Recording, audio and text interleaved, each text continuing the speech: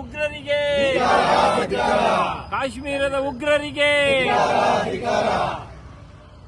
बोलो भारत माता की बोलो भारत माता की ಕಾಶ್ಮೀರದ ಉಗ್ರರಿಗೆ ಕಾಶ್ಮೀರದ ಉಗ್ರರಿಗೆ ಬೇಕೇ ಬೇಕು ಬೇಕೇ ಬೇಕು ಕಾಶ್ಮೀರದ ಉಗ್ರರಿಗೆ बोलो भारत माता की ಎಲ್ಲಿಯವರೆಗೆ ಕಾಶ್ಮೀರದಲ್ಲಿ ನಡೆದ ನರಹತ್ಯೆಗೆ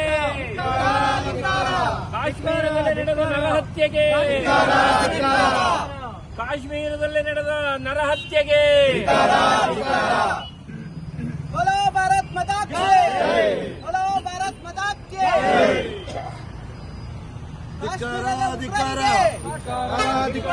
ಕಾಶ್ಮೀರದ ಉಗ್ರರಿಗೆ ಕಾಶ್ಮೀರದ ಉಗ್ರರಿಗೆ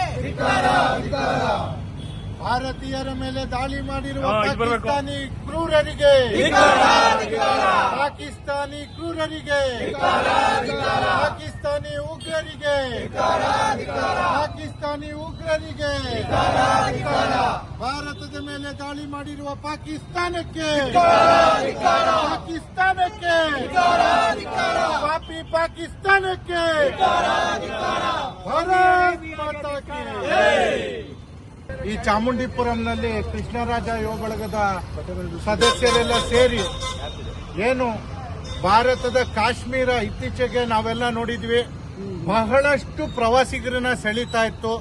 ಆರ್ಟಿಕಲ್ 370 ಏನು ತೆಗೆದ ನಂತರ ಇತ್ತು, ಅಲ್ಲೊಂದು ಭಾರತೀಯ ವಾತಾವರಣ ಸೃಷ್ಟಿಯಾಯಿತು.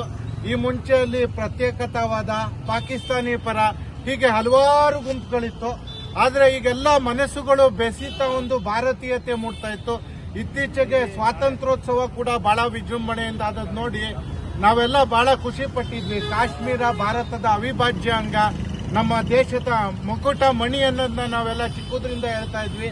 ಈಗ ಆ ಒಂದು ಸುಂದರ ಭೂಮಿ ಏನು ಕಾಳಿದಾಸ ತನ್ನ ಕಾವ್ಯದಲ್ಲಿ ಬರಿತಾ ಇದ್ದಂತ ಒಂದು ಕನಸಿನ ಸುಂದರ ಭೂಮಿ ಏನಿತ್ತು, ಅಲ್ಲಿ ಭಾರತೀಯರು ವಿದೇಶಿಯರು ಸ್ವಚ್ಛಂದವಾಗಿ ಇವತ್ತು ಪ್ರವಾಸಕ್ಕೆ ಹೋಗ್ತಾ ಇದ್ರು. ಆದ್ರೆ ಮತ್ತೆ ದುರದೃಷ್ಟವಶಾತ್ ಬಹಳ ದಿನಗಳ ನಂತರ ಪ್ರವಾಸಿಗರ ಮೇಲೆ ಬಹಳ ಒಂದು ದೊಡ್ಡ ಮಟ್ಟದ ದಾಳಿಯಾಗಿದೆ. ನಿಜಕ್ಕೂ ಇದು ಮನಸ್ಸಿಗೆ ಬಹಳ ನೋವಾಗ್ತಾ ಇದೆ. ಇಡೀ ಭಾರತೀಯ ಏನು ಸಾರ್ವಭೌಮತೆ ಮೇಲೆ ದಾಳಿ ಮಾಡುವಂತ ಪಾಕಿಸ್ತಾನದ ಉಗ್ರಗಾಮಿಗಳ ಕೈವಾಡ ಇದೆ. ಇದನ್ನ ನಿಜವಾಗ್ಲೂ ನಾವೆಲ್ಲ ಕೃಷ್ಣರಾಜ ಯುವ ಬಳಗದವ್ರು ಏನಿಲ್ಲಿ ಸೇರಿದ್ದೀವಿ ಅದನ್ನ ಉಗ್ರವಾಗಿ ಖಂಡಿಸ್ತಾ ಇದ್ದೀವಿ. ಇಂಥ ಒಂದು ಇದನ್ನ ಹಾಗಾಗಿ ಇವತ್ತು ಕಪ್ಪು ಪಟ್ಟಿ ಧರಿಸಿ ನಾವು ಇದನ್ನ ವಿರೋಧಿಸ್ತಾ ಇದ್ದೀವಿ. ಮತ್ತೆ ಮೊಂಬತ್ತಿ ಹಿಡಿದು ಮೌನಾಚರಣೆ ಮಾಡಿ ಅಲ್ಲೇನು ನಮ್ಮ ಭಾರತೀಯರು ಮತ್ತು ವಿದೇಶಿಯರು ಮೃತಪಟ್ಟಿದ್ದಾರೆ ಅವರ ಶಾಂತಿ ಕೋರ್ತಾ ಇದ್ದೀವಿ. 2 ನಿಮಿಷ ಮೌನಾಚರಣೆ ಕೂಡ ಮಾಡ್ತಾ ಇದ್ದೀವಿ. ಕರಾಳ ದಿನ ಆಗಿದೆ.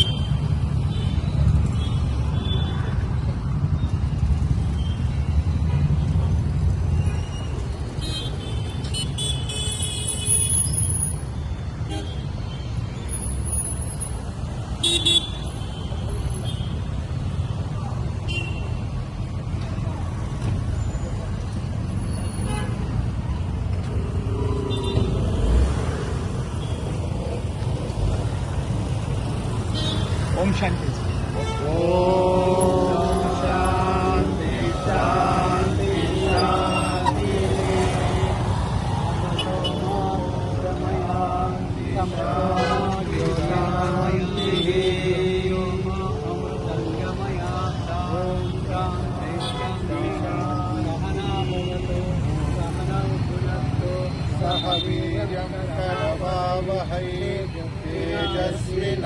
तेजस्विनावधीतमस्तु